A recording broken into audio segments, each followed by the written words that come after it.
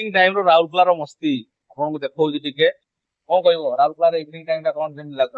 Evening time ବହୁତ ବଢିଆ, କିନ୍ତୁ ରାଉରକେଲାର ରବିବାର ମାର୍କେଟ ପୁରା ଠପ୍।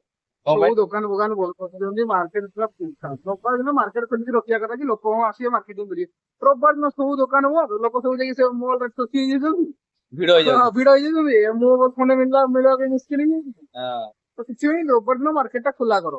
ଆମର ଜିନିଷ ପତ୍ର କିଣିବା ପାଇଁ ଗୋଟେ ଷ୍ଟୁଡେଣ୍ଟ ଲୋକ, ହଁ। ଗୋଟେ ଟିଚର ଲୋକ, ରବିବାର ଦିନ କିଏ ବାହାରିକି ଗୋଟେ ମାର୍କେଟିଂ କରିବ ନା? ରବିବାର ଦିନ ଖୋଲା ଆଉ ସେ ଆଉ ପାନ୍ପସ ଦରିଦ୍ର ଲୋକ ଦରିଦ୍ର ମାର୍କେଟରେ କାକୁଡି ଗୋଟେ ବିସ୍କୁଟ ଗୋଟେ ଧରିକି ବସିଥିବ, ଆଉ କିଛି ମିଳୁନି।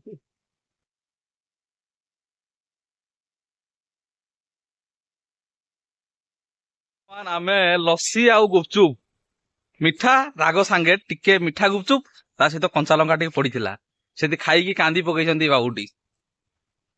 କଣ ପାଇଁ କାନ୍ଦୁଛ? ସେ କାନ୍ଦକୁ ଥଣ୍ଡା ପକେଇବା ପାଇଁ ଆମେ ବର୍ତ୍ତମାନ ଯିବା ଫୋରମ ଗ୍ୟାଲେରିଆ। ଫୋରମ ଗ୍ୟାଲେରିଆରେ ତ ତମେ ଆମେ ଫରମ କେଲିଆ କେତେ ବର୍ଷ ପରେ ଯିବ? ଦୀର୍ଘ 3 ବର୍ଷ ଏଠି ଫରମ କେଲିଆ ତମକୁ ମିସ୍ ଖଟା କରୁଛି। ଗୁପଚୁପ ମିଳିବ। ଖାଇବେ କି ଖଟା ଗୁପଚୁପ? ନାଇଁ ନାଇଁ, ମିଠା ଖାଇଛି, ଖଟା ଖାଇଲେ ଏସିଡ୍ ହେଇଯିବ। ଇଏ ସବୁ ଜଣେ ଆସିଛନ୍ତି ରାଉରକେଲା ଭାରି ସପିଂ ମୁଡ୍ ରେ, ଦେଖିପାରୁଛନ୍ତି କହୁଛନ୍ତି ବେଲ୍ଟ ଗୋଟେ କିଣି ପକଉଛନ୍ତି, ଜୋତା ଗୋଟେ କିଣି ପକଉଛନ୍ତି, ଆଉ ଯାହା ପୁରୁଣା ହାଇଟ୍ ହାଇଟ୍ ଫିଙ୍ଗି ଦେଇକି ପଳେଇ ଆସୁଛନ୍ତି। କହୁଛନ୍ତି ମୋର ଦରକାର ନାହିଁ, ତମେ ରିସାଇକେଲ ଦେଖ କରିବ। ଏଇଟାକୁ ମୁଁ କିଣିବି। କାର ଗୋଟେ ରିଷ୍ଟୋର କରିବା ତାକୁ। କାର ଗୋଟେ ସ୍ୱପ୍ନ ନାଇଁ ବୋ। ଆଉ ସ୍ୱପ୍ନ କଣ, ସବୁ ଆପଣ ଚ୍ୟାନେଲ ଟାକୁ ସବସ୍କ୍ରାଇବ କରନ୍ତୁ। ଆର ବର୍ଷ କାର କିଣା ହବ, ଆମେ ଗାଡିଟା ଲୋନ ନେଇକି କିଣିବୁ, ଏକାଥରକେ ଗାଡି। ଏକାଥରେ ମର୍ସିଡିଜ ଟା ଆଣା ହବ। ମର୍ସି ଟିକେ ବେଶୀ ପବନ ହେଇଯାଉଛି। ଆମେ ପବନ କଣ ନର୍ମାଲ ଏଇ 7-8 ଲକ୍ଷ ଭିତରେ ଗାଡି ଗୋଟେ କିଣିବା 7-8 ଲକ୍ଷ ଓନଲି? ଓନଲି। ଆମ ପାଇଁ ଓନଲି ତ ବହୁତ ହେଇଯାଉଛି। ହଉ, ଆଗରୁ ଲୋକ ଭିଡ ବହୁତ ଥିଲା ନାଇଁ?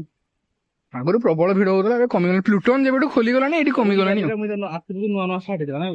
2021 ରେ ତ 14 ଏପ୍ରିଲ ଓପନିଂ ପିଭିଆର ହେଇଥିଲା। ସେଠୁ ଲୋକ ବହୁତ ଥିଲେ, ବହୁତ, ସେ ଫୁଡ କୋର୍ଟ ରେ ବସିବା ପାଇଁ ଜାଗା ହଉନଥିଲା। ରବିବାର ଦିନ ବି ବହୁତ ଭିଡ ହୁଏ। ଫୁଡ କୋର୍ଟ ରେ